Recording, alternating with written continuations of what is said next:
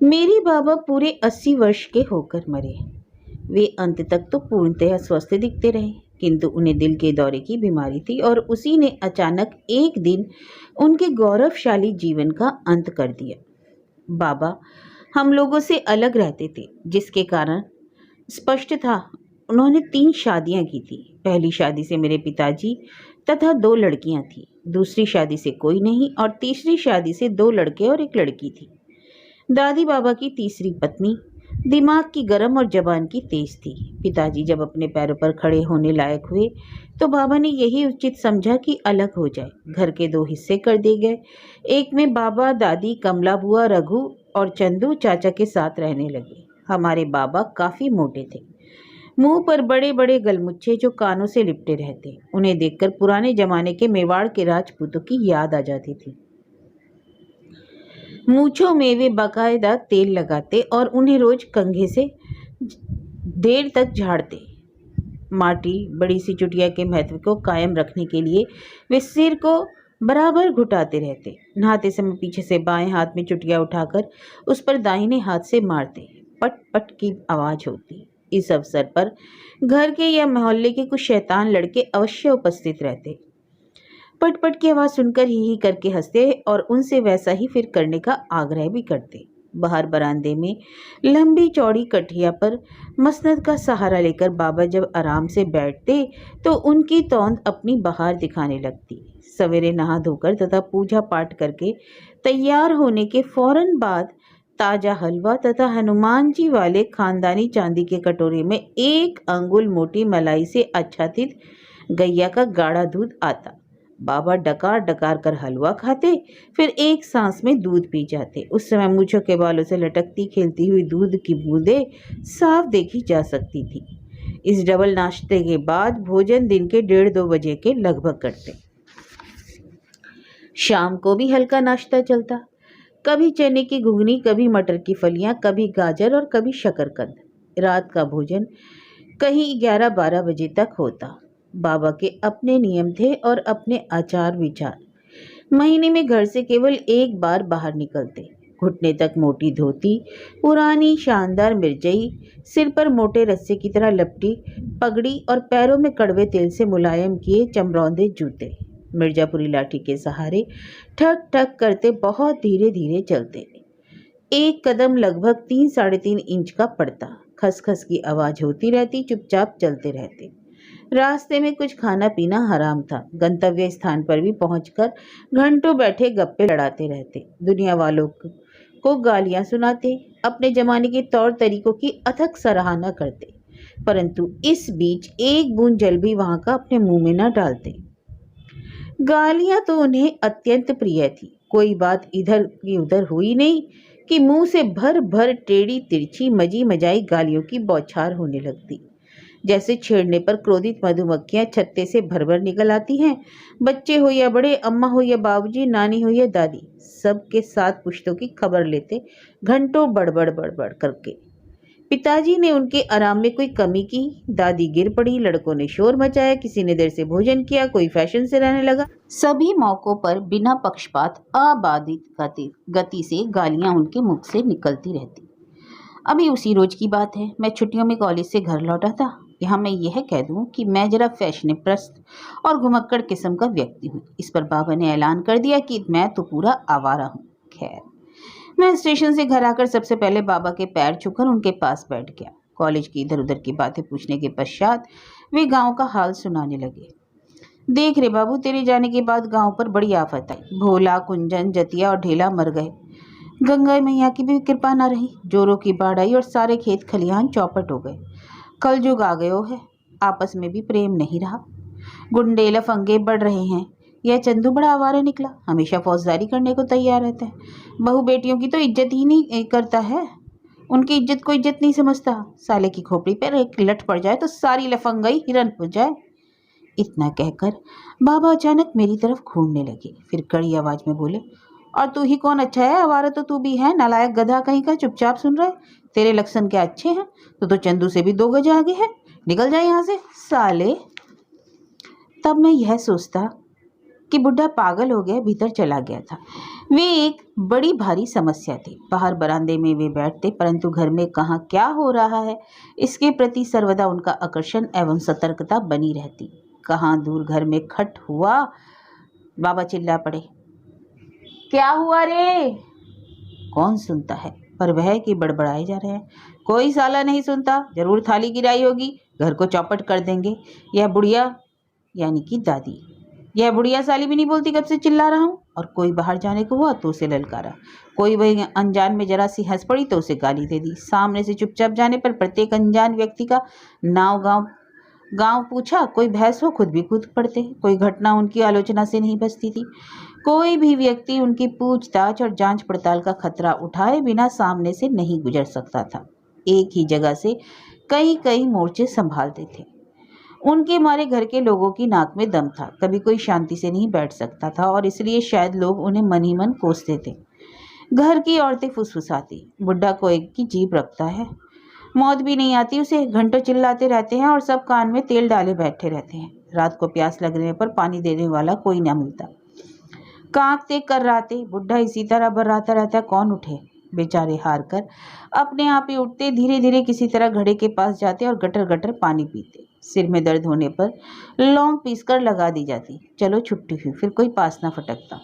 बुढ़े को बकने झकने तो छूट मूट का बहाना किए रहता है। अब किसी में उनका सेवा सत्कार करने का उत्साह शेष नहीं था। उसकी भी एक हद और मियाद तो होती ही है, जिसे बाबा अपनी लंबी उम्र के कारण पार कर गए थे। पिताजी और चाचा जी कितना ध्यान देते, उनके तो अपनों ही झंझट थे। उनके पुत्र पुत्रियां पौत्र पौत्रियां हो गए थे और उनका प्यार इतना बटा हुआ था कि बाबा के लिए शायद ही कुछ बचा हो। वह प्यार उस समय पानी के बुलबुले की तरह प्रकट होता जब कोई असाधारण घटना घट जाती, जैसे उन्हें कहीं चोट आ जाती या ज्वर आ जाता या पेट में शूल उठता।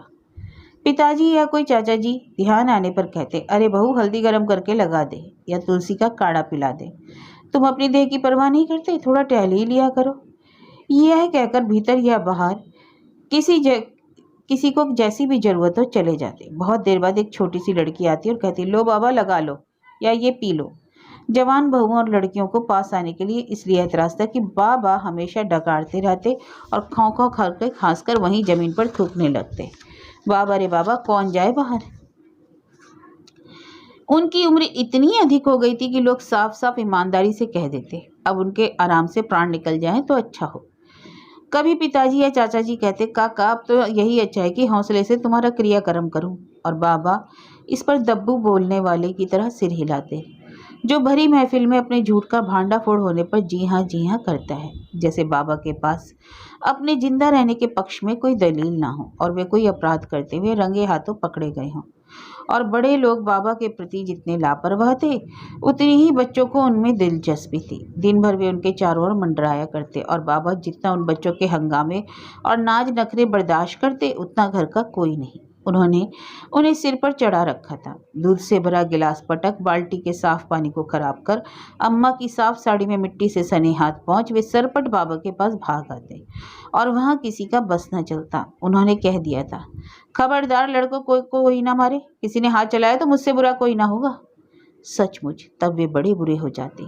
किसी ने कहा नहीं कि अम्मा या दीदी ने मारा है कि वे आपे से बाहर हो जाते।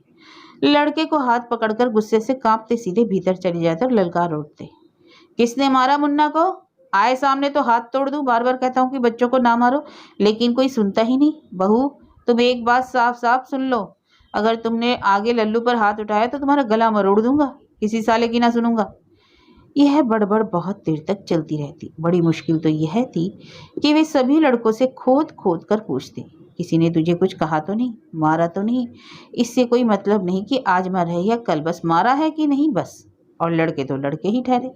यदि सामने हलवे का कटोरा या नमकीन की तश्तरी हुई तो उनके लिए मारने या लगभग मारने की सही कोई बात कह जाना कुछ कठिन नहीं। और तब घर सिर पर। कभी कभी तो ऐसा होता, एक दिन की मार के लिए कई दिनों तक डांट चलती रहती। कारण यह है कि बच्चे कहते कि अम्मा या दीदी या बुआ ने कल मारा था, और छोटे बच्चे तो महीने भर पुरानी घटना को भी कल ही की समझते और बताते। और बाबा समझते कि जिस घटना के लिए कल डांट चुके हैं उससे कोई भिन्न बात हो गई है। उनके वाक्यवान निकलने लगते और घर के लोग स्तंभित हो जाते। कि बेबात की बात पर बुड्ढा आफत मचाए दे रहा है। खाने के समय तो गदर सा मच जाता। बाबा जब तक सब बच्चों को बुला न लेते खाने में हाथ न लगाते। बुलाने की अक्सर उन्हें जरूरत ही न पड़ती। वे खुद लालची पिल्लों की तरह उनके खाने के समय नामालूम कहाँ से किस कोने से भर भर इकट्ठे हो जाते। सबसे छोटे बच्चे मुन्नी और शेखू उनकी गोद में डट जाते। अन्य थाली के सामने दाएं और बाएं अक्सर जगह के लिए युद्ध हो जाता। बाबा के पास मैं बैठूंगा या कल यहाँ मैं बैठा था। बाबा किसी तरह समस्या को हल कर देते। फिर खाने के दौरान भी महान कठिनाइयां उपस्थित हो जाती। कोई रोटी खाते खाते वहीं चावल सान देता तो दूसरा हाथ पर पटक उठ जाता कि मैं इधर नहीं खाऊंगा, उसने चावल सान दिया। अपनी तरफ भात कौन खींचे, आलू की तरकारी कितनी खाए, घी की दाल का कितना उपयोग करे। इन प्रश्नों पर भी गंभीर मतभेद हो जाते और फौजदारी तक की नौबत आ जाती। इन 2 वर्ष की छोटी मुन्नी सत्याग्रह कर देती। उसको ऐतराज होता कि बाबा शेखू या श्याम को पहले क्यों खिलाते हैं। वह बाबा की छाती पर नन्हे नन्हे हाथों से मारने से अपना हाथ पैर पटकने लगती। परंतु बाबा इन बखोड़े से जरा भी विचलित न होते और सभी समस्याओं की अहिंसात्मक तरीकों से हल करते। अगर कोई लड़कों से कहता भागो बाबा को खाने दो तो अपना ही अहित करता। बाबा कहते क्यों भागे, तू भाग जा, और वे वहां से उसे हटाकर ही मानते। बाबा की एक और आदत थी। वे रोज स्टेट में 1 या सवा रुपए की रेजगारी बांधते जो लड़कों के लिए सुरक्षित रहती। यूं तो बाबा 1 नंबर के कंजूस थे। उनके पास 4-5 हजार रुपए थे, किंतु किसी भी महत्वपूर्ण मौके पर उन्होंने उन रुपयों में से 1 पाई भी नहीं निकाली। घर का काम चूल्हे भाड़ में जाए, वे रुपए अपनी जगह पर बने रहते। घर की और प्रकार की फिजूल खर्चियों पर वे बड़बड़ाया करते। किंतु जहां तक बच्चों के लिए टेट में 1 या सवा रुपया बांधने का प्रश्न था, इसमें जरा भी भूल चूक नहीं होने देते। वे टेट में पैसे खुद कभी ना निकालते। बच्चे उनके शरीर पर कूदकर कमर में हाथ डालते और पैसे निकालते। कभी कभी नन्हे नन्हे हाथों से पैसे ना निकलते तो बाबा उन हाथों पर अपना हाथ रखकर निकलवाते, जैसे उसका सब श्रेय बच्चों को ही हो। पैसे निकालते समय उनकी आंखें चमक उठती। यद्यपि पे झूठी गंभीरता से कोसते जाते, अरे क्या करता है लल्लू, क्या करती है रे मुन्नी, मुझे पलक भर को भी चैन नहीं तुम शैतानों के मारे, कौन सुनता है। और अंत में पैसों का समान वितरण होता। घर वालों को बच्चों को इस तरह पैसे देने की बाबा की आदत पसंद नहीं थी। प्रथम तो उससे बच्चों की आदत और सेहत खराब होती थी। वे उन पैसों से अगड़म बगड़म चीजें खरीद कर खाते थे। इसके अलावा एक दूसरा पहलू था। दोनों खानदानों के लोग यह सोचते कि बूढ़ा जो कुछ इकट्ठा कर सका है वह झूठ मूठ पानी की तरह बहा रहा है। मरने तक तो शायद एक कौड़ी भी ना बचे। लोग बाबा से कहते तुम नाहक पैसे बर्बाद करते हो, इससे लड़के चौपट हो जाएंगे। परंतु बाबा ने इन बातों पर कभी कान नहीं दिया। उन दिनों बाबा की तबीयत गिरी हुई थी। वे कमजोर हो गए थे और रात को बुरी तरह कर्राते थे। प्रथम बार जैसे उन्हें दिल का दौरा हुआ था वैसे ही आसार नजर आते थे। मुझे याद है कि इतवार का दिन था। रोज की तरह बच्चे पैसे लेने को इकट्ठे हुए। कई हाथ लगे टेंट में। हरी अभी नहीं आया था, वह भी आ गया। वह खुशी से चिल्ला उठा और बाबा के सिरहाने पहुंचने के लिए पास में रखे स्टूल पर चढ़ गया। वह खटिया पर छलांग मारने ही वाला था कि स्टूल पर उसके पैरों के धक्के को संभाल न सका और हरी को लिए लिए नीचे गिर पड़ा। पास ही रखी एक छोटी चौकी का एक कोना उसके माथे में धंस गया। खून का फव्वारा छूटने लगा। बाबा हाय हाय कर उठे। चारों ओर शोर मच गया। लोग दौड़े आए। बेहोश हुए हरी को लेकर 2 व्यक्ति अस्पताल गए। औरतें चीख चिल्ला रही थी। हरी के अस्पताल से वापस आने पर ही कुछ शांति हुई तो लोग बाबा को बुरा भला कहने लगे। हरी मेरा ही लड़का है। मुझे बाबा पर सख्त क्रोध आ रहा था। पिताजी रुखाई से बोले, काका तुम लड़कों में लड़के बन जाते हो। इन सालों को ऐसा सिर चढ़ा रखा है कि पूछो मत। हरी तो किसी का कहना मानता ही नहीं। किसी दिन जान से हाथ धो बैठेगा। ऐसे ही चलता रहा तो। बाबा जैसे अपराध किया हो धीरे से बोले, मैंने क्या किया है भाई? मैं खार खाए बैठा था, अवसर पाते ही भभक पड़ा। अगर तुम साफ साफ सुनना चाहते हो तो मुझसे सुनो। यह सब तुम्हारे ही कारण हुआ है बाबा। तुमने उन्हें सभी प्रकार की छूट दे रखी है। वे चाहे जो करे कोई कुछ बोल नहीं सकता। यह भी कोई बात हुई? अरे मैं उसका बाप हूँ पर हरी मेरे कहने में जरा भी नहीं है। सारी खुराफत की जड़ वह यह पैसा है। यह मुझे कतई पसंद नहीं। तुम पैसा देना बंद कर दो तो सारी गड़बड़ी समझ खत्म हो जाए। किवाड़ की आड़ में खड़ी कुछ औरतों ने आपस में आलोचना की। ठीक ही तो है, पैसे देने के कारण ही तो यह सब हुआ है। बाबा जी पैसा देना बंद कर दे तो सब ठीक हो जाए। बाबा को शर्मा कर नीचे देखते हुए बोले, तो तुम सब यही चाहते हो ना कि मैं पैसे ना दूं? तुम्हें बुरा लगता है तो आज से पैसा देना बंद। पिताजी ने चापलूसी भरे स्वर में झुककर धीरे से कहा, देखो पैसे देने से लड़कों की आदतें खराब हो जाती है। अगर खाने की चीज घर में ही तैयार हो जाए तो पैसे देने की जरूरत क्या है? ये अंड बंड चीजें खाते हैं और सेहत खराब हो जाती है। मेरी गर्मी अभी तक शांत नहीं हुई थी। बोला, यही नहीं, बच्चों को अपने साथ बैठाकर खिलाओगे भी नहीं और ना किसी को उन्हें मारने से रोको। देखता हूँ कि वे चौपट होते जा रहे हैं। ऐसी ही हालत रही तो लिखे के पड़ेंगे क्या? आवारा जरूर हो जाएंगे। बताओ, आज हरी मर जाता तो? साफ बात तो यह है कि तुम टेट में पैसे बांधा ही ना करो। बाबा जैसे जबरदस्ती बोले, हाँ रे लल्लू, समझ गया। क्या मुझे उल्लू समझ रखा है? देखना अब कोई सलाह मेरे पास फटकने नहीं पाएगा। तुम उन्हें डांट दिया करो और जरूरत पड़ने पर मार भी दिया करो काका। सब इसी तरह ठीक होंगे। पिताजी जैसे गदगद होकर बोले। दादी बाबा की तीसरी धर्मपत्नी थी, वे भी आ गई तो नक्कर बोली, अब और पैसे दो। बार बार कहा कि तुम्हें दूसरों से क्या मतलब, चुपचाप बैठकर राम नाम जपा करो। परंतु तुम तो पागल हो गए हो। इसी तरह किसी दिन किसी की हत्या का दोष तुम्हारे सिर मर जाएगा और तब सभी थू थू करेंगे, कोई ना पूछेगा। बाबा शर्म से थोड़ा मुस्कुराकर चुप हो गए। आश्चर्य था कि उन्होंने कुछ विरोध नहीं किया। उसके बाद सब शांत हो गया। सब कामकाज ठीक से चलने लगा। दूसरे दिन बाबा उठे और उन्होंने चुपचाप अपना काम किया। नाश्ते के समय अभी देर थी। वे खाट पर लेट गए। उन्हें नींद आने लगी। चादर से मुंह ढककर सो गए।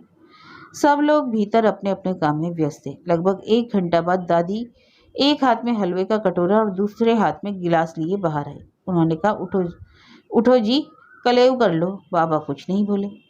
2-3 दफा कहने पर भी कुछ उत्तर ना मिला तो दादी कटोरे और गिलास को स्टूल पर रखकर यह कहते कि भाड़ में जाए ऐसी नींद, चादर हटा दी। पर बाबा को देखते ही चीख मारकर रो पड़ी। हाय राम! बाबा की आंखें फटी फटी सी थी और मुंह कुछ खुला हुआ था। वे महानिंद्रा में निमग्न थे। चीख सुनते ही लोग दौड़े आए और छाती पीट पीट कर रोने लगे। चारों तरफ कोहराम मच गया। मोहल्ले के लोग भी आए और समझाने बुझाने लगे। अरे मिश्रा जी, बाबूजी को बोले, आप रोते हैं? अरे खुशियां मनाइए। इतने बूढ़े होकर कितनी शांति से मरे। ऐसा तो सतयुग में ही होता था। उठिए, अर्थी बनवाने का इंतजाम कीजिए। धीरे धीरे रोना पीटना बंद हुआ। अर्थी बनने लगी। बाबा को नहलाने के लिए आंगन में ले जाया गया। बनियान उतारी गई, फिर धोती खोली जाने लगी। तभी झन झन कर बहुत से पैसे गिर पड़े। गिरने पर वे पूरे ₹1.25 निकले।